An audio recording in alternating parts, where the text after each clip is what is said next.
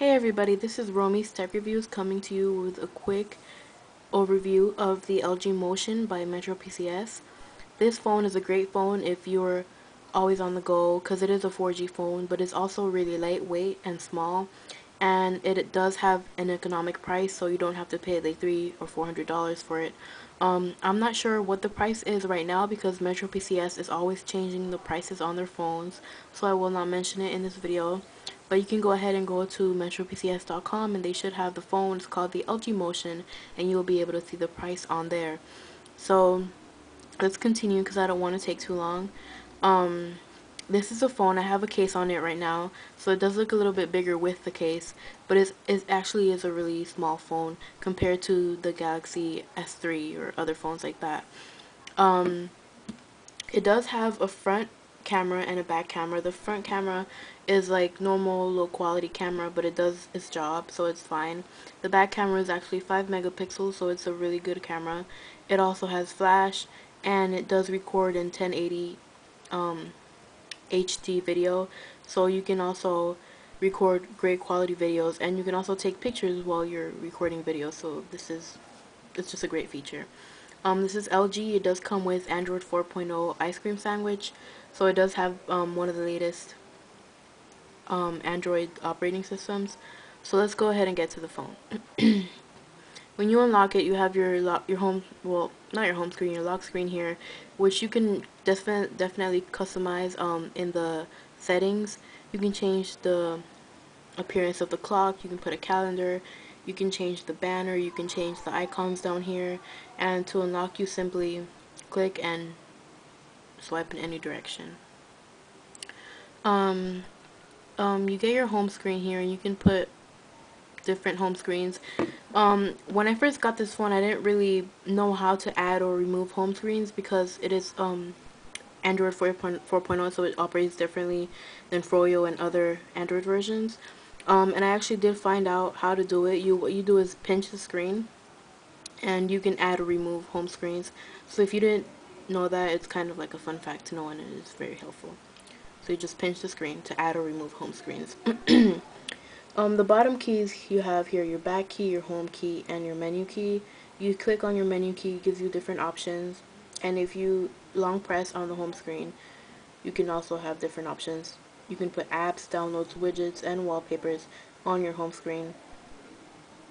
So it is very helpful and a quick way. Let's go on to the phone, which is just a basic dial pad.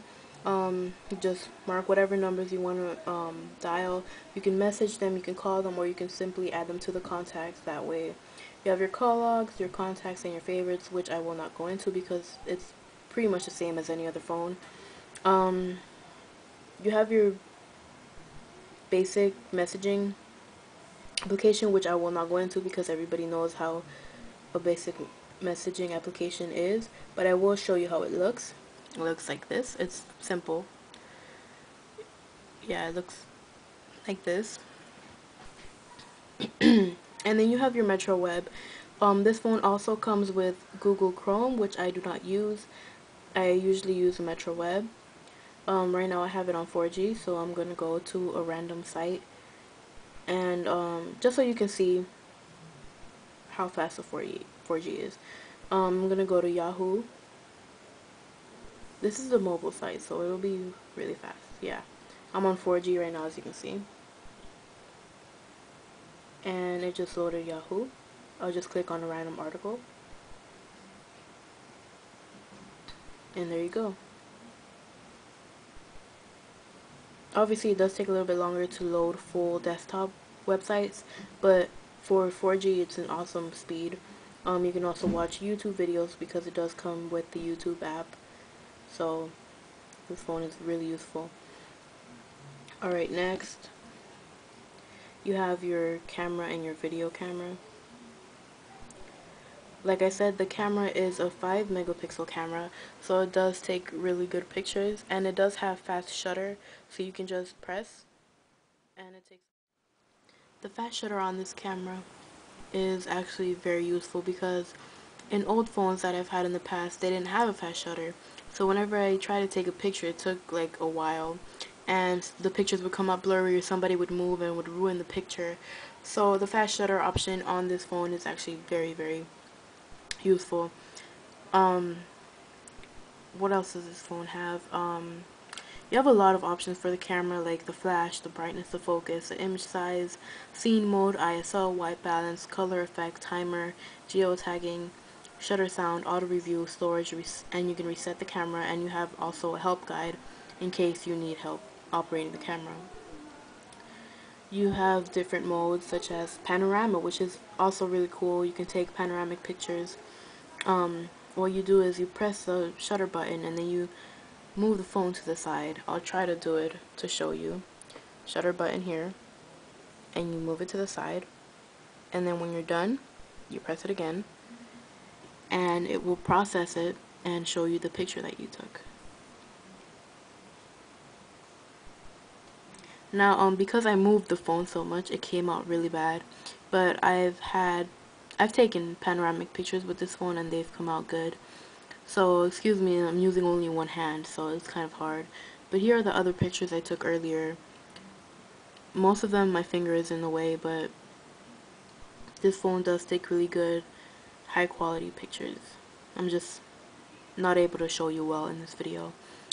You have other options such as time catch shot mode, where you press the button and it'll take various pictures. This mode is mainly for when people have shaky hands and their pictures may come out blurry often, so that mode takes like a whole bunch of pictures, so at least a few of them won't come out blurry. You also have the cheese mode, where if you say cheese, it will take a picture. Like I just said cheese and it took a picture. I said it again and it took another picture. I'll show you. This is a cup here. Cheese. See? It took a picture. That mode is also very useful, but at the same time it's kind of corny because you don't want to be walking around saying cheese all the time. But I guess it's useful for family moments. And I already showed you the front camera, I think. Like I said, it's not as high quality as the back. Alright, so that was both the camera and the camcorder. Then you have your gallery, which is presented to you in tiles, and it's basically all tiled. You just scroll through it like this,